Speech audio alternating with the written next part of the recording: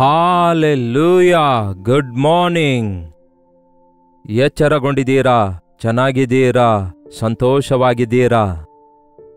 ಬನ್ನಿ ಹಾಗಾದರೆ ದೇವರ ಮಾತುಗಳನ್ನು ಧ್ಯಾನಿಸೋಣ. ಚಿಕ್ಕ ಪ್ರಾರ್ಥನೆ. ಪರಿಶುದ್ಧ ದೇವರೇ, ನಿಮಗೆ ವಂದನೆಗಳು. ನಿಮ್ಮೊಂದಿಗೆ ಪ್ರಾರಂಭಿಸುವಂತಹ ಪ್ರತಿಯೊಂದು ಆಶೀರ್ವದಿಸಲ್ಪಡುತ್ತೆ ಎಂಬ ನಂಬಿಕೆಯೊಂದಿಗೆ ಪ್ರತಿದಿನ ನಿಮ್ಮ ಮಾತಿನಿಂದ ನಮ್ಮ ಬದುಕನ್ನು ಮುಂದೆ ಸಾಗಿಸಬೇಕೆಂದು ಆಶಿಸುತ್ತಿದ್ದೇವೆ. ಎಷ್ಟೋ ಜನ ಎಷ್ಟೋ ಆಸೆಯಿಂದ ಕಾದುಕೊಂಡಿರುವ ಈ ಸಮಯವನ್ನು ನೀವು ಆಶೀರ್ವದಿಸಿ ನಮ್ಮೆಲ್ಲರ ಹೃದಯಗಳನ್ನು ತೃಪ್ತಿಪಡಿಸಿರೆಂದು ಕ್ರಿಸ್ತನ ನಾಮದಲ್ಲಿ ಬೇಡುತ್ತೇನೆ ತಂದೆಯೇ, ಆಮೇನ್. ದೇವರಿಗೆ ಸ್ತೋತ್ರ. ಎಲ್ಲಿಂದ ನೀವು ವೀಕ್ಷಿಸುತ್ತಾ ಇದ್ದೀರಿ? ಕನೆಕ್ಟ್ ಆಗಿದ್ದಕ್ಕೆ ನಿಮ್ಮೆಲ್ಲರಿಗೂ ವಂದನೆಗಳು. ದಿನಾಲು ವಾಕ್ಯ ಕೇಳಿ ಎಷ್ಟೋ ಮೇಲುಗಳನ್ನು ಹೊಂದುತ್ತಿದ್ದೇವೆಂದು ನಿಮ್ಮಲ್ಲಿ ಕೆಲವರು ತಿಳಿಯಪಡಿಸುತ್ತಿದ್ದೀರಿ. ಅದಕ್ಕಾಗಿ ದೇವರನ್ನು ಸ್ತುತಿಸ್ತೇನೆ. ಕೆಲವರು ಸುಮ್ಮನೆ ಇರ್ತಾ ಇದ್ದೀರಲ್ಲವೋ? ಹಾಗಾಗಿ ಸಮಯ ಸಿಕ್ಕಾಗ ಬಹಳ ಕೆಲಸದಲ್ಲಿ ತೊಡಗಿಸಿಕೊಳ್ತಾರೆ. ಈ ದಿನಗಳಲ್ಲಿ ಸ್ವಲ್ಪವೂ ಬಿಡು ಇಲ್ಲದಂತಹ ಬ್ಯುಸಿ ಶೆಡ್ಯೂಲ್ ಆಗ್ಬಿಡ್ತಾ ಇದೆ ಅಲ್ಲವೇ? ಯಾಕೆಂದರೆ ಅಷ್ಟೊಂದು ಕೆಲಸದ ಜವಾಬ್ದಾರಿಕೆ ಇರುತ್ತೆ. ಉದ್ಯೋಗಗಳು, ಹೊಸ ಹೊಸ ಪ್ರಯೋಗಗಳನ್ನು ಮನುಷ್ಯನು ಮಾಡುತ್ತಲೇ ಇದ್ದಾನೆ. ಬಟ್ ಎಷ್ಟೇ ಇದ್ರೂ ಏಸಯ್ಯ ಸನ್ನಿಧಿ ಇಲ್ಲದೇ ಇರೋದಾದರೆ, ಆತನಿಗೆ ಕೊಡಬೇಕಾದ ಸಮಯ ನಾವು ಕೊಡದೇ ಇದ್ದರೆ ನಮಗೆ ಆಶೀರ್ವಾದ ಇರಲ್ಲ ಪ್ರಿಯರೇ. ಹಾಗಾಗಿ ಸ್ವಲ್ಪ ಸಮಯ ಕರ್ತನಿಗೋಸ್ಕರ ಸಮರ್ಪಿಸಿಕೊಳ್ಳೋಣ, ಪ್ರತ್ಯೇಕಪಡಿಸಿಕೊಳ್ಳೋಣ. ನೀವು ನಿಮ್ಮ ಹೆಸರು, ಊರನ್ನು ಲೈವ್ ಚಾಟ್ನಲ್ಲಿ ಬಂದು ಟೈಪ್ ಮಾಡಿರಿ. ಆಗ ಎಷ್ಟೋ ಉಲ್ಲಾಸ ಪಡುತ್ತಾ ನೀವು ಎಲ್ಲಿಂದ ವೀಕ್ಷಿಸುತ್ತಾ ಇದ್ದೀರಿ ಎಂದು ತಿಳಿದುಕೊಂಡು ನಿಮಗೋಸ್ಕರ ಪ್ರಾರ್ಥಿಸುತ್ತೇವೆ. ಈಗೋ ಕರ್ತನ ಚಿತ್ತ ಇರೋದಾದರೆ ನೀವಿರುವ ಸ್ಥಳಕ್ಕೆ ನಾವೇ ಬಂದು ಗೆಟ್ ಟುಗೆದರ್ ಏರ್ಪಡಿಸಬೇಕೆಂದು ಪ್ರಾರ್ಥಿಸುತ್ತಿದ್ದೇವೆ. ಅದಕ್ಕಾಗಿ ನೀವು ಕೂಡ ಪ್ರಾರ್ಥಿಸಿರಿ. ಈ ದಿನ ದೇವರ ವಾಕ್ಯ ಧ್ಯಾನಿಸುವುದಕ್ಕಿಂತ ಮುಂಚೆ ಕೇಳಿ ಪ್ರಿಯರೇ, ದೇವರ ವಾಕ್ಯ ಕೆಲವರಿಗಷ್ಟೇ ಅಲ್ಲ, ಎಲ್ಲರಿಗೋಸ್ಕರ ಆಗಿದೆ. ಅಷ್ಟಕ್ಕೂ ದೇವರು ಎಲ್ಲರಿಗೋಸ್ಕರವಾಗಿದ್ದಾರೆ, ಹೌದಲ್ಲವೇ? ಆತನು ಎಲ್ಲರನ್ನೂ ಪ್ರೀತಿಸ್ತಿದ್ದಾರೆ. ಆತನು ಅಂದರೆ ಯೇಸು ಕ್ರಿಸ್ತನು ಎಲ್ಲರಿಗೂ ಒಡೆಯನಾಗಿದ್ದಾರೆ. ಈ ದಿನಮಾನಗಳಲ್ಲಿ ನಾವು ಬಹಳಷ್ಟು ಸಾರಿ ಈತನು ನಮ್ಮ ದೇವರು, ಆತನು ಅವರ ದೇವರು ಅನ್ನುವಂತೆ, ಅವರು ಬೇರೆ ನಾವು ಬೇರೆ ಅನ್ನುವ ರೀತಿಯಲ್ಲಿ ನಾವು ಮನುಷ್ಯರನ್ನು ಬೇರೆ ಬೇರೆ ಮಾಡ್ತಿದ್ದೇವೆ. ಅಷ್ಟು ಮಾತ್ರವಲ್ಲ, ಕ್ರೈಸ್ತರಲ್ಲಿಯೂ ಕೂಡ ಈ ದಿನ ಬಹಳಷ್ಟು ಜನರು ನೀವು ಯಾವ ಡಿನಾಮಿನೇಷನ್ ಅವರು ಎಂದು ಕೇಳ್ತಾರೆ. ಈ ಡಿನಾಮಿನೇಷನ್ ಫೀಲಿಂಗ್ ನಮ್ಮ ಜನರಲ್ಲಿ, ಅಂದರೆ ನಮ್ಮ ದೇಶದಲ್ಲಿ ಜಾತಿ ಕುಲ ಮತಭೇದದ ಹಾಗೆ ಈ ಕ್ರೈಸ್ತರಲ್ಲಿಯೂ ಕೂಡ ಈ ಡಿನಾಮಿನೇಷನ್ಸ್ ಕೂಡ ಹೆಚ್ಚಾಗಿವೆ. ಆದರೆ ಕರ್ತನಾದ ಯೇಸು ಎಲ್ಲರಿಗೂ ಒಡೆಯನಾಗಿದ್ದಾರೆ. ಅಂತಹದೇ ವಿಭಜನೆ ಕೊರಿಂಥಿ ಸಭೆಯಲ್ಲುಂಟಾದಾಗ, ಏನು ನೀವು ಮಾಡ್ತಿರೋ ಕೆಲಸ? ಪೌಲನೇನಾದರೂ ನಿಮಗೋಸ್ಕರ ಪ್ರಾಣ ಕೊಟ್ಟನೋ? ನಿಮಗೋಸ್ಕರ ಏನಾದರೂ ರಕ್ತ ಸುರಿಸಿದನೋ? ನಿಮ್ಮನ್ನು ರಕ್ಷಿಸಿದ ಆತನು ಯೇಸು ಅಲ್ಲವೋ? ಒಬ್ಬನು ಪೇತ್ರನವನು, ಒಬ್ಬನು ಪೌಲನವನು, ಒಬ್ಬನು ಇನ್ನೊಬ್ಬನು ಅಪೊಲ್ಲೋಸನವನು ಎಂದು ನಿಮ್ಮೊಳಗೆ ವಿಭಜನೆ ತಂದುಕೊಳ್ತೀರಿ. ಕ್ರಿಸ್ತನು ವಿಭಜಿಸಲ್ಪಡಲಿಲ್ಲ. ಆತನು ಎಲ್ಲರಿಗೂ ಒಡೆಯನಾಗಿದ್ದಾನೆ. ನಿಮಗೂ ನನಗೂ, ಒಳ್ಳೆಯವರಿಗೂ ಕೆಟ್ಟವರಿಗೂ ಎಲ್ಲರಿಗೂ ಆತನು ಒಡೆಯನೇ. 145ನೇ ಕೀರ್ತನೆ ನೋಡೋದಾದರೆ ಅದರಲ್ಲಿ ಕೆಲವೊಂದು ವಿಷಯಗಳು ಬಹಳ ಆಶ್ಚರ್ಯ ಅನಿಸುತ್ತವೆ. ಬಹಳಷ್ಟು ಸಾರಿ ಇದನ್ನು ಓದಿದ್ದೇನೆ. ಇದರಲ್ಲಿನ ಈ ಒಂದು ವಚನ ನನ್ನ ಹೃದಯಕ್ಕೆ ತಾಕಿದೆ. ನಾವು ಮತ್ತಷ್ಟು ಭಾರವುಳ್ಳವರಾಗಿ ಎಲ್ಲರಿಗೋಸ್ಕರ ಪ್ರಾರ್ಥಿಸಬೇಕೆಂದು ದೇವರು ತಿಳಿಸುತ್ತಿದ್ದಾರೆ. ಎಲ್ಲರನ್ನೂ ಪ್ರೀತಿಸುವ ದೇವರು ಇದ್ದಾರೆ ಎಂಬ ವಿಷಯ ಎಲ್ಲರಿಗೂ ತಿಳಿಯಪಡಿಸಬೇಕಾದದ್ದು ಯೇಸುವನ್ನು ಅರಿತಿರುವ ನಮ್ಮ ಜವಾಬ್ದಾರಿಕೆಯಾಗಿದೆ ಪ್ರಿಯರೇ. 145ನೇ ಕೀರ್ತನೆ 14ನೇ ವಚನ. ಯೆಹೋವನು ಬಿದ್ದವರನ್ನೆಲ್ಲ ಎತ್ತುವವನು ಆಗಿದ್ದಾನೆ. ಯೆಹೋವನು ಬಿದ್ದು ಹೋದವರನ್ನೆಲ್ಲ ಉದ್ಧರಿಸುತ್ತಾನೆ. ಸಾಧಾರಣವಾಗಿ ಯಾರಾದರೂ ಬಿದ್ದು ಹೋಗುವಾಗ ನಾವು ಗೇಲಿ ಮಾಡ್ತೇವೆ. ನಮ್ಮ ಮಗು ಏನಾದರೂ ಬಿದ್ದರೆ ಓಡಿ ಹೋಗಿ ಎತ್ಕೊಳ್ತೇವೆ, ಹೌದಲ್ಲವೇ? ಬೇರೆಯವರಿಗೆ ಏನಾದರೂ ಆಗುವಾಗ ವಿಚಿತ್ರವಾಗಿ ನೋಡ್ತೇವೆ. ನಮ್ಮ ಕಂಠಕ್ಕೆ ಕಾಡುವಾಗ ನಾವು ಮನಪೂರ್ವಕವಾಗಿ ಸ್ಪಂದಿಸುತ್ತೇವೆ. ಆದರೆ ಯೇಸು ಕ್ರಿಸ್ತನು ಬಿದ್ದು ಹೋದಂಥವರೆಲ್ಲರನ್ನೂ, ಆತನಿಗೆ ಗೇಲಿ ಮಾಡಿದಂಥವರು, ಆತನನ್ನು ಹಿಂಸಿಸಿದಂಥವರು, ಆತನನ್ನು ಬಂಧಿಸಲು ಬಂದಂತಹ ಆ ಸೈನಿಕರು ಯೇಸುವನ್ನು ಬಂಧಿಸಲು ಬಂದಾಗ ಪೇತ್ರನು ಕತ್ತಿಯನ್ನು ತೆಗೆದುಕೊಂಡು ಕಿವಿಯನ್ನು ಕತ್ತರಿಸುತ್ತಾನೆ. ಬಹಳ ಚೆನ್ನಾಗಿ ಮಾಡಿದೆ ಪೇತ್ರನೇ ಅನ್ನಲಿಲ್ಲ ಯೇಸು. ಯೇಸು ತಕ್ಷಣವೇ ಕಡಿದು ಹೋಗಿರುವ ಕಿವಿಯನ್ನು ತೆಗೆದುಕೊಂಡು ಅವನಿಗೆ ತಿರುಗಿ ಅಂಟಿಸಿ, ಪೇತ್ರನೇ, ಕತ್ತಿ ಹಿಡಿದವನು ಕತ್ತಿಯಿಂದಲೇ ಸಾಯುವನು, ಕತ್ತಿಯನ್ನು ಅದರ ಸ್ಥಾನದಲ್ಲಿಡು ಅನ್ನುತ್ತಾರೆ. ಶತ್ರುವನ್ನು ಕೂಡ ಪ್ರೀತಿಸುವಂಥದ್ದು, ಅವನಿಗೂ ಕೂಡ ಸ್ವಸ್ಥಪಡಿಸುವಂಥದ್ದು ಯೇಸುವಿನಿಂದ ಮಾತ್ರ ಸಾಧ್ಯ. ನಿಜವೇ ಯೇಸು ಈ ದಿನ ನಮಗೆ ಸ್ವಸ್ಥಪಡಿಸಿದಾರೆಂದು ಯೇಸುವನ್ನು ಅರಿಯದವರು ಕೂಡ ಹೇಳ್ತಾರೆ. ಹೌದು, ಯೇಸು ಕ್ರಿಸ್ತನು ಸ್ವಸ್ಥಪಡಿಸುವಾತನು, ಮೇಲುಗಳನ್ನು ಮಾಡುವಾತನು, ಉದ್ಧರಿಸುವಾತನು, ಆಶೀರ್ವದಿಸುವಾತನು ಆಗಿದ್ದಾನೆ. ಆಶೀರ್ವದಿಸುವಾತನು ಆಗಿದ್ದಾನೆಂದ್ರು ಕೇಳ್ತಾ ಇಲ್ವಲ್ಲ? ಯಾರೇ ಆಗಿರಬಹುದು, ಏಸಯ್ಯ ಎಂದು ಕೂಗಿದ್ರೆ ಸಾಕು, ಆತನ ನಾಮದಲ್ಲಿಯೇ ಶಕ್ತಿ ಇದೆ. ಆತನು ಒಂದೇ ಸಾರಿ ಎಲ್ಲರಿಗೋಸ್ಕರ ಶಿಲುಬೆಯ ಮೇಲೆ ಯಜ್ಞವಾಗಿ ಅರ್ಪಿಸಿಕೊಟ್ಟಿದ್ದಾರೆ. ಲೋಕದ ಪಾಪವನ್ನು ಹೊತ್ತುಕೊಂಡು ಹೋಗುವ ದೇವರ ಯಜ್ಞದ ಕುರಿಮರಿ ಎಂದು ಕರೆಯಲ್ಪಟ್ಟಿದ್ದಾರೆ. ಯಾರ ಪಾಪ? ಒಬ್ಬರದಲ್ಲ, ಒಂದು ದೇಶ, ಒಂದು ಭಾಷೆ, ಒಂದು ಜಾತಿಯವರದಲ್ಲ, ಲೋಕದ ಪಾಪವನ್ನೆಲ್ಲ. ದೇವರು ಲೋಕವನ್ನು ಎಷ್ಟೋ ಹೆಚ್ಚಾಗಿ ಪ್ರೀತಿಸಿ ತನ್ನ ಏಕೈಕ ಒಬ್ಬನೇ ಮಗನನ್ನು ಕಳಿಸಿಕೊಟ್ಟಿದ್ದಾರೆ, ಅದರ ನಿಮಿತ್ತ ಒಬ್ಬನೂ ನಾಶವಾಗಬಾರದೆನ್ನುವುದಕ್ಕಾಗಿ. ಇಂತಹ ಶ್ರೇಷ್ಠನಾದ ಯೇಸು ಬಿದ್ದು ಹೋದವರನ್ನೆಲ್ಲ ಉದ್ಧರಿಸುತ್ತೇನೆ ಅನ್ನುತ್ತಾರೆ. ನೀವು ವಿಶ್ವಾಸಿಗಳಾಗಿದ್ದೀರೋ, ಬಿದ್ದು ಹೋಗಿದ್ದೀರೋ? ನಂಬಿಕೆಯಲ್ಲಿ ನಾನು ಬಿದ್ದು ಹೋಗಿದ್ದೇನೆ ಎಂದು ಕೆಲವರು ಹೇಳ್ತಾರಲ್ಲವೇ? ನಮ್ಮ ಮಗನು ಪಾಪದಲ್ಲಿ ಬಿದ್ದು ಹೋಗಿದ್ದೇನೆ ಎಂದು ಕೆಲವರು ಹೇಳ್ತಾರೆ, ಹೌದಲ್ಲವೇ? ಆ ಹುಡುಗಿಯ ಜಾಲದಲ್ಲಿ ಬಿದ್ದಿದ್ದಾನೆ, ಆ ಹುಡುಗನ ಜಾಲದೊಳಗಡೆ ಬಿದ್ದಿದ್ದಾಳೆ ನಮ್ಮ ಮಗಳು ಎಂದು ಏನೇನೋ ಮಾತಾಡ್ತಾರಲ್ಲವೇ? ಹಾಗಾಗಿ ಯಾವುದರಲ್ಲಿ ಬಿದ್ದಿದ್ದೀರಿ ನೋಡಿ. ನೀವು ಯಾವುದರಲ್ಲೇ ಆಗಲಿ ಬಂಧಿಸಲ್ಪಟ್ಟರು, ಯಾವುದೇ ರೀತಿಯ ತೊಂದರೆಯೊಳಗೆ ನೀವಿದ್ದರೂ ಬಿಡಿಸುವಂತಹ ಕರ್ತನಿದ್ದಾನೆಂದು ನಂಬಿರಿ. ನನಗ್ಯಾಕೆ ಬೇಕೋ, ಅವರು ನನ್ನವರಲ್ಲವಲ್ಲ, ನಾನ್ಯಾಕೆ ಸಹಾಯ ಮಾಡಲಿ ಎಂಬುದಾಗಿ ಪಕ್ಷಪಾತ ನಮ್ಮ ಯೇಸುವಿನ ಬಳಿಯಲ್ಲಿಲ್ಲ ಪ್ರಿಯರೇ. ಬಿದ್ದು ಹೋದವರನ್ನು ಉದ್ಧರಿಸುವಾತನು, ಮೇಲೆ ಕೆತ್ತುವಾತನೂ ಆಗಿದ್ದಾನೆ. ಕುಗ್ಗಿ ಹೋದವರೆಲ್ಲರನ್ನೂ ಕುಗ್ಗಿ ಹೋದವರನ್ನೆಲ್ಲ ಉದ್ಧರಿಸುವವನು ಆಗಿದ್ದಾನೆ. ಏನಂತೆ? ಕುಗ್ಗಿ ಹೋದವರೆಲ್ಲರನ್ನೂ. ನಮ್ಮ ಜೀವಿತದಲ್ಲಿ ನಾವು ಕುಗ್ಗಿ ಹೋಗುತ್ತಲೇ ಇರ್ತೇವೆ. ಯಾರೇ ಆಗಲಿ ಇಲ್ಲಿಯವರೆಗೂ ನನ್ನ ಜೀವಿತದಲ್ಲೇ ಕುಗ್ಗಿ ಹೋಗಿಲ್ಲ ಎಂದು ಹೇಳುವವನೊಬ್ಬನೂ ಇಲ್ಲ. ಇದ್ರೆ ನೀವೇನಾದರೂ ಹೇಳ್ರಿ, ನೀವು ಎಷ್ಟು ಸಾರಿ ಕುಗ್ಗಿ ಹೋಗಿರ್ತೀರಿ? ಎಷ್ಟು ವಿಷಯಗಳಲ್ಲಿ ನೀವು ಕುಗ್ಗಿ ಹೋಗಿರುತ್ತೀರಿ? ಎಷ್ಟು ಸಾರಿ ನೀವು ಡಿಸ್ಕರೇಜ್ ಆಗಿರ್ತೀರಿ? ಎಷ್ಟು ಸಾರಿ ಇನ್ನಿಷ್ಟೇ, ನನ್ನ ಗತಿ ಇಷ್ಟೇ, ಎಷ್ಟೋ ಸಾರಿ ನನಗೆ ಕೈಲಾಗುವುದಿಲ್ಲವೆಂದು ಹೇಳಲಿಲ್ಲ? ಎಷ್ಟೋ ವಿಷಯಗಳಲ್ಲಿ ನೀವು ಇನ್ನು ದೇವರು ಕೂಡ ನನಗೆ ಸಹಾಯ ಮಾಡಲಿಕ್ಕಾಗುವುದಿಲ್ಲ ಎನ್ನುವಷ್ಟರ ಮಟ್ಟಿಗೆ ಡಿಪ್ರೆಷನ್ಗೆ ಒಳಗಾಗಲಿಲ್ಲ. ಆದರೆ ಯೇಸುವಿಗೆ ಅಸಾಧ್ಯವಾದದೊಂದು ಇಲ್ಲ. ಕುಗ್ಗಿ ಹೋದವರನ್ನು ಮೇಲೆ ಕೆತ್ತುವುದಕ್ಕಾಗಿ ಆತನು ಈ ಲೋಕಕ್ಕೆ ಬಂದಿದ್ದಾರೆ. ಕುಗ್ಗಿ ಹೋದವರನ್ನೆಲ್ಲ ಮೇಲೆ ಕೆತ್ತಿ ಅವರನ್ನು ಆಧರಿಸುವಾತನಾಗಿದ್ದಾರೆ. ಮಾನಸಿಕವಾಗಿ ಕುಗ್ಗಿ ಹೋಗುವಿಕೆ, ಶಾರೀರಿಕವಾದ ಬಾಧೆಯಿಂದ ಬಂದಂತಹ ಕುಗ್ಗಿ ಹೋಗುವಿಕೆ, ಆರ್ಥಿಕ ತೊಂದರೆಗಳಿಂದ ಬಂದಂತಹ ಕುಗ್ಗಿ ಹೋಗುವಿಕೆ, ಅನ್ಯಾಯ ಮಾಡಲ್ಪಟ್ಟಿರೋದ್ರಿಂದ ಕುಗ್ಗಿ ಹೋಗಿದ್ದೀರಾ? ಎಕ್ಸಾಮ್ಸ್ನಲ್ಲಿ ಫೇಲ್ ಆಗಿದ್ದೇನಲ್ಲವೇ? ನನಗೆ ಒಳ್ಳೆ ಭವಿಷ್ಯವಿಲ್ಲವಲ್ಲವೇ? ನನ್ನ ಕರಿಯರ್ ಸರಿಯಾಗಿಲ್ವಲ್ಲ? ನಾನು ಯಾವುದೊಂದರಲ್ಲೂ ಸ್ಥಿರಗೊಳ್ತಾ ಇಲ್ವಲ್ಲ ಎಂದು ನಿಮ್ಮೊಳಗೆ ನೀವೇ ಕೊರಗುತ್ತಾ ಇದ್ದೀರಾ? ಕುಗ್ಗಿ ಹೋಗುತ್ತಾ ಇದ್ದೀರಾ? ಅಬ್ಬಬ್ಬಬ್ಬ, ಕುಗ್ಗಿ ಹೋದವರನ್ನು ಕುಗ್ಗಿಸಿ ಬಿಡುವುದರಲ್ಲಿ ಆನಂದಿಸುವವರು ಅನೇಕರಿದ್ದಾರೆ. ಮೊದಲೇ ಅಳ್ತಾ ಇರುವಾಗ ಪಾಪ ಅವರನ್ನು ಎನ್ಕರೇಜ್ ಮಾಡುವುದರ ಬದಲಿಗೆ, ಆಧರಿಸುವುದರ ಬದಲಿಗೆ, ಇನ್ನು ನಿನ್ನ ಬದುಕು ಇಷ್ಟೇ, ನೀನು ಕೆಲಸಕ್ಕೆ ಬರೋದಿಲ್ಲ, ನೀನು ಪ್ರಯೋಜಕನಾಗೋದಿಲ್ಲ, ನಿನ್ನ ಕೈಲಾಗೋದಿಲ್ಲ, ನಿನ್ನಿಂದೇನೂ ಆಗೋದಿಲ್ಲ. ಒಂದು ವೇಳೆ ನಿಮ್ಮ ಕೈಲಾದರೆ ಆಧರಿಸುವಂತಹ ಮಾತುಗಳನ್ನಾಡಿರೇ ಹೊರತು, ಇಲ್ಲವಾದರೆ ಸುಮ್ಮನೆ ಬಾಯಿ ಮುಚ್ಕೊಂಡಿರಿ. ಅಳುವವರನ್ನು ಇನ್ನಷ್ಟು ಅಳಿಸುವಂಥದ್ದು, ಮೊದಲೇ ಬಾಧೆಯಲ್ಲಿರುವವರಿಗೆ ಮತ್ತಷ್ಟು ಅವರ ಬಾಧೆಯನ್ನು ಎತ್ತಿ ತೋರಿಸಿ ಅವರಿಗೆ ಜ್ಞಾಪಕಗೊಳಿಸಿ ಮತ್ತಷ್ಟು ಕುಗ್ಗಿ ಹೋಗುವಂತೆ ಮಾಡೋದು ಸಮಂಜಸವಲ್ಲ. ಅಷ್ಟಕ್ಕೂ ಮನುಷ್ಯ ಕುಗ್ಗಿ ಹೋದಾಗ ಯಾಕೆ ಮನುಷ್ಯನ ಮೇಲೆಯೇ ಆಧಾರಗೊಳ್ತಾನೆ? ಮನುಷ್ಯರು ಒಂದು ವೇಳೆ ಆಧರಿಸುವಂಥವರು ಆಗಿರೋದೇ ಆದರೆ ದೇವರು ಯಾರಿಗೂ ಅವಶ್ಯಕವಿರುತ್ತಾ ಇರಲಿಲ್ವಲ್ಲ? ಕುಗ್ಗಿ ಹೋದವನು ಕುಗ್ಗಿ ಹೋದ ಇನ್ನೊಬ್ಬನನ್ನು ಹೇಗೆ ಆಧರಿಸಲಿಕ್ಕಾಗುತ್ತೆ?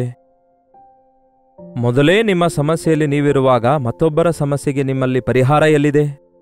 ಆದರೆ ನಮ್ಮ ಕರ್ತನು, ಮೇಲಿಂದ ಇಳಿದು ಬಂದ ಆತನು ಪಾಪ ಇಲ್ಲದವನು, ಎಲ್ಲಾ ವಿಷಯಗಳಲ್ಲಿ ಶೋಧಿಸಲ್ಪಟ್ಟು ನಮ್ಮಂತೆಯೇ ಶೋಧಿಸಲ್ಪಟ್ಟು ಜಯಿಸಿದಾತನು ಆಗಿದ್ದಾನೆ. ನಮಗೂ ಕೂಡ ಆದರಣೆಯನ್ನು ಕೊಡಲು ಶಕ್ತಿಯುಳ್ಳಾತನಾಗಿದ್ದಾನೆ. ಆತನು ಬಿದ್ದು ಹೋದವರೆಲ್ಲರನ್ನೂ ಉದ್ಧರಿಸುತ್ತಾನೆ, ಕುಗ್ಗಿ ಹೋದವರೆಲ್ಲರನ್ನೂ ಮೇಲೆ ಕೆತ್ತುತ್ತಾನೆ. 18ನೇ ವಚನ, ತನಗೆ ಮೊರೆ ಇಡುವಂಥವರೆಲ್ಲರಿಗೆ, ತನಗೆ ನಿಜವಾಗ್ಲೂ ಮೊರೆ ಇಡುವವರೆಲ್ಲರಿಗೆ ಯೆಹೋವನು ಸಮೀಪಸ್ಥನಾಗಿದ್ದಾನೆ. ಯೇಸುವಿನ ನಾಮದಲ್ಲಿ ಮೊರೆಯಿಟ್ಟು ಆತನಿಗೆ ಕೂಗಿಕೊಳ್ಳೋದಾದರೆ, ಯಾರೇ ಆಗಲಿ ಕೂಗಿಕೊಳ್ಳೋದಾದರೆ, ಏಸಯ್ಯ ಎಂದು ಕೂಗುವುದಾದರೆ, ಆತನು ಸಮೀಪವಾಗಿಯೇ ಎದುರುಗಡೆಯೇ ಇದ್ದಾನೆ. ನಾವೇ ತಿಳಿದುಕೊಳ್ತಾ ಇಲ್ಲ ಬಹಳಷ್ಟು ಸಾರಿ. ಆತನು ಎಲ್ಲೋ ಆಕಾಶದಲ್ಲಿದ್ದಾನೆ ಅಂದುಕೊಳ್ತಿದ್ದೇವೆ. ಆದರೆ ನೀವು ನಿಮ್ಮ ಬಾಧೆಯಲ್ಲಿ ಆತನಿಗೆ ಮೊರೆ ಇಡೋದಾದರೆ, ನಿಮ್ಮ ವೇದನೆಯಲ್ಲಿ ಮೊರೆ ಇಡೋದಾದರೆ, ನಿಮ್ಮ ಶ್ರಮೆಯಲ್ಲಿ ಮೊರೆ ಇಡೋದಾದರೆ, ನಿಮ್ಮ ಪಾಪಕ್ಕೋಸ್ಕರ ಪಶ್ಚಾತ್ತಾಪ ಪಡುತ್ತಿರೋದಾದರೆ, ಕುಗ್ಗಿದ ಜಜ್ಜಿದ ಹೃದಯದೊಂದಿಗೆ ನೀವು ದೇವರಿಗೆ ಪ್ರಾರ್ಥನೆ ಮಾಡುತ್ತಿರೋದಾದರೆ, ನಿಮ್ಮನ್ನು ಆಧರಿಸುವುದಕ್ಕಾಗಿ ನಿಮ್ಮೊಂದಿಗೆ ನಿವಾಸಿಸುವಾತನಾಗಿದ್ದಾನೆ. ತನಗೆ ಮೊರೆ ಇಡುವಂಥವರೆಲ್ಲರಿಗೆ ಏನಂತೆ ತನಗೆ ನಿಜವಾಗ್ಲೂ ಮೊರೆ ಇಡುವವರೆಲ್ಲರಿಗೆ ಸಮೀಪಸ್ಥನಾಗಿದ್ದಾರೆ. ಎಷ್ಟು ಚೆನ್ನಾಗಿದೆ ನೋಡಿ. 20ನೇ ವಚನ, ಯೆಹೋವನು ತನ್ನನ್ನು ಪ್ರೀತಿಸುವವರೆಲ್ಲರನ್ನೂ ಕಾಪಾಡುತ್ತಾನೆ.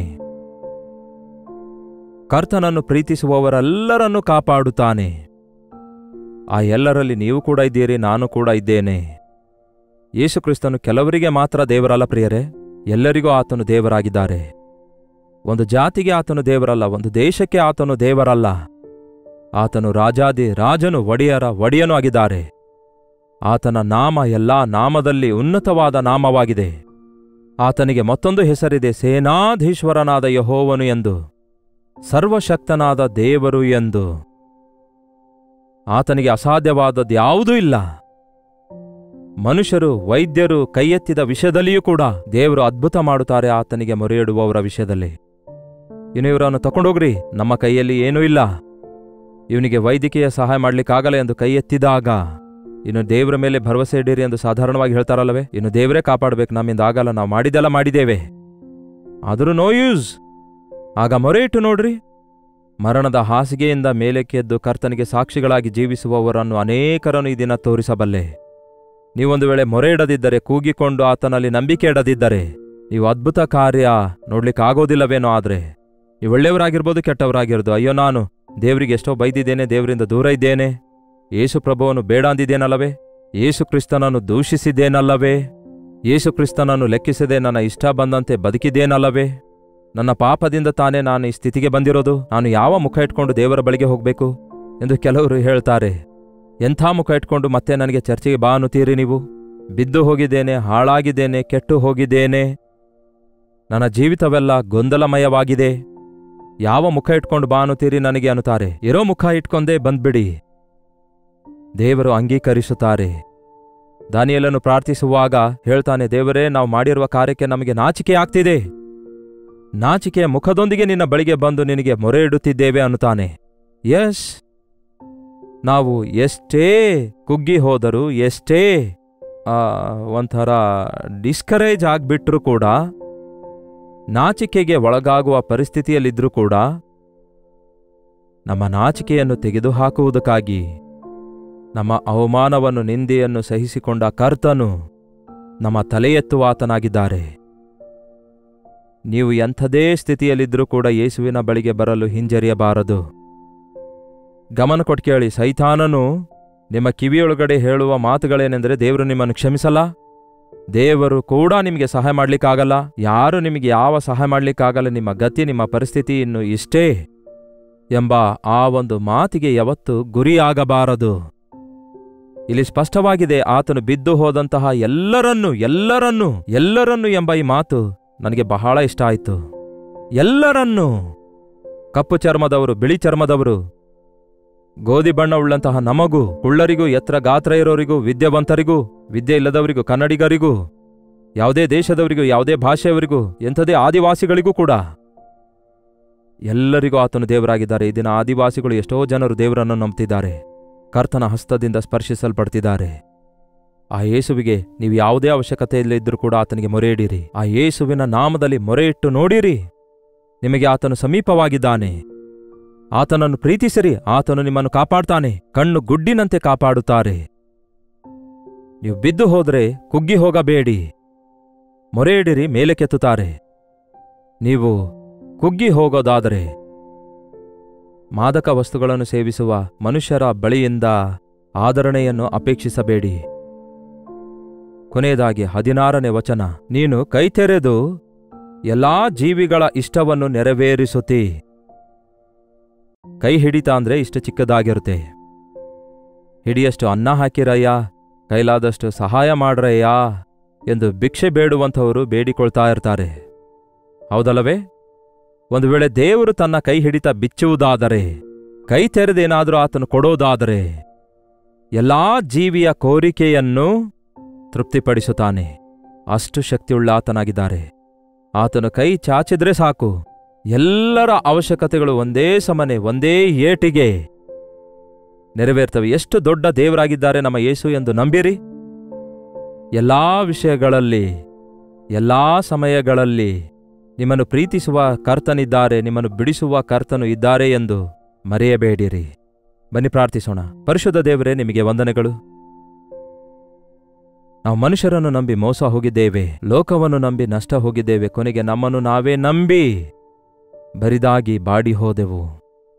ನಮ್ಮನ್ನು ಕೂಡ ಪ್ರೀತಿಸುವ ಕರ್ತನಿದ್ದಾರೆ. ನಾವೆಷ್ಟೇ ಆತನಿಂದ ದೂರ ಹೋದರೂ ಸಹ ನಮಗಾಗಿ ಕಾದಿರುವ ಕರ್ತನಿದ್ದಾರೆ ಎಂದು ಮತ್ತೊಂದು ಸಾರಿ ಜ್ಞಾಪಕ ಮಾಡಿಕೊಳ್ಳಲು, ಬಿದ್ದ ಸ್ಥಿತಿಯಲ್ಲಿ ನಿಮಗೆ ಮೊರೆಯಿಟ್ಟು ನಿಮ್ಮಿಂದ ಮೇಲಕ್ಕೆತ್ತಲ್ಪಡುವ ಹಾಗೆ, ಕುಗ್ಗಿದ ಸಮಯದಲ್ಲಿ ನಿಮಗೆ ಮೊರೆಯಿಟ್ಟು ನಿಮ್ಮ ಆದರಣೆ ಹೊಂದುವಂತೆ, ನಮ್ಮ ಬಾಧೆಗಳಲ್ಲಿ, ನಿಂದೆಗಳಲ್ಲಿ, ಅವಮಾನಗಳಲ್ಲಿ, ಶ್ರಮೆಗಳಲ್ಲಿ ನಿಮಗೆ ನಿಜವಾಗಿ ಮೊರೆಯಿಟ್ಟು ನೀವು ನಮ್ಮ ಸಮೀಪದಲ್ಲಿದ್ದೀರೆಂದು ಗುರುತಿಸಿ ನಿಮ್ಮಿಂದ ಆಧರಿಸಲ್ಪಡುವಂತೆ ನಿಮ್ಮ ಮೇಲುಗಳನ್ನು ಹೊಂದಲು ನಮ್ಮೆಲ್ಲರಿಗೂ ಸಹಾಯ ಮಾಡಿರೆಂದು, ಲೋಕವನ್ನಲ್ಲದೆ ನಿಮ್ಮನ್ನೇ ಪ್ರೀತಿಸುವಂತೆ, ಪ್ರಾಣ ಕೊಡುವಷ್ಟು ನಮ್ಮನ್ನು ಪ್ರೀತಿಸಿದಂತಹ ಯೇಸುವನ್ನೇ ಪ್ರೀತಿಸುವಂತೆ, ನಂತರ ನಿಮ್ಮಿಂದ ಕಾಪಾಡಲ್ಪಟ್ಟು ನಿತ್ಯ ನರಕದಿಂದ ಕಾಪಾಡಲ್ಪಟ್ಟು ತಪ್ಪಿಸಲ್ಪಡುವ ಹಾಗೆ ಪರಲೋಕ ರಾಜ್ಯಕ್ಕೆ ವಾರಸುದಾರರಾಗುವಂತೆ ಈ ಲೈವ್ನಲ್ಲಿ ವೀಕ್ಷಿಸುತ್ತಿರುವ ಪ್ರತಿಯೊಬ್ಬರಿಗೂ ಸಹಾಯ ಮಾಡಿರೆಂದು ಕ್ರಿಸ್ತನ ನಾಮದಲ್ಲಿ ಬೇಡುತ್ತೇನೆ ತಂದೆಯೇ, ಆಮೇನ್. ತಂದೆಯಾದ ದೇವರ ಪ್ರೀತಿಯೂ ಮಗನಾಗಿರುವ ಕ್ರಿಸ್ತನ ಕೃಪೆಯೂ ಆದರಣೆ ಕರ್ತನಾದ ಪವಿತ್ರಾತ್ಮನ ಸಹವಾಸವು ಈ ಅನುದಿನದ ಧ್ಯಾನದಲ್ಲಿ ಐಕ್ಯವಾಗಿರುವ ನಮ್ಮೆಲ್ಲರ ಸಂಗಡ ಇಂದಿಗೂ ಸದಾಕಾಲಕ್ಕೂ ನೆಲೆಯಾಗಿರಲಿ. ಆಮೇನ್. ದೇವರಿಗೆ ಸ್ತೋತ್ರ. ನಿಮ್ಮ ಪ್ರಾರ್ಥನಾ ಮನವಿಗಳನ್ನು ಮೇಲಿಂದ ಮೇಲೆ ಕಳಿಸಿಕೊಡಿರಿ. ಸ್ಕ್ರೀನ್ ಮೇಲೆ ನಿಮಗೆ number ತಿಳಿಸಲಾಗ್ತಿವೆ.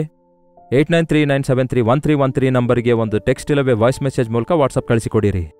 Doctor Jaipal Kannada YouTube ಚಾನಲ್ಗೆ ಸಬ್ಸ್ಕ್ರೈಬ್ ಮಾಡಿಕೊಳ್ಳದಿದ್ದರೆ ಸಬ್ಸ್ಕ್ರೈಬ್ ಮಾಡಿಕೊಳ್ಳಿರಿ. ಯೂಟ್ಯೂಬ್ನಲ್ಲಿ, ಸೋಷಿಯಲ್ ಮೀಡಿಯಾದಲ್ಲಿ ನಿಮ್ಮೆಲ್ಲರಿಗೋಸ್ಕರ ಅನೇಕ ಮೆಸೇಜ್ಗಳನ್ನು, ವಾಗ್ದಾನಗಳನ್ನು ನಿಮ್ಮೆಲ್ಲರಿಗೋಸ್ಕರ ಪ್ರತಿದಿನ ಹೀಗೆ ಪ್ರಸಾರ ಮಾಡುತ್ತಾ ಇದ್ದೇವೆ. ನೀವು ಆಧ್ಯಾತ್ಮಿಕ ಮೇಲನ್ನು ಹೊಂದಿ ದೇವರ ನಿಕಟತೆಗೆ ಸೇರುವುದಾದರೆ ಅದೇ ನಮಗೆ ಆಶೀರ್ವಾದ. ನಿಮಗೋಸ್ಕರ ನಾವು ಪ್ರಾರ್ಥಿಸ್ತಿದ್ದೇವೆ. ನಮ್ಮ ಈ ಸೇವೆಗಾಗಿ ಕೂಡ ಪ್ರಾರ್ಥಿಸಿರಿ. ದೇವರು ನಿಮ್ಮನ್ನು ಪ್ರೇರೇಪಿಸುವುದಾದರೆ ನಿಮ್ಮ ಕಾಣಿಕೆ ಕಳಿಸಿ ಈ ಸೇವೆಯಲ್ಲಿ ಪಾಲುಗಾರರಾಗಿ. ಕರ್ತನ ಚಿತ್ತವಿರುವುದಾದರೆ ಮತ್ತೆ ನಾಳೆ ಇದೇ ಅನುದಿನದಲ್ಲಿ ಮತ್ತೆ ಭೇಟಿಯಾಗೋಣ. ಅಲ್ಲಿವರೆಗೂ ದೇವರ ಮಹಾಕೃಪೆ ನಿಮ್ಮೆಲ್ಲರೊಂದಿಗಿರಲಿ.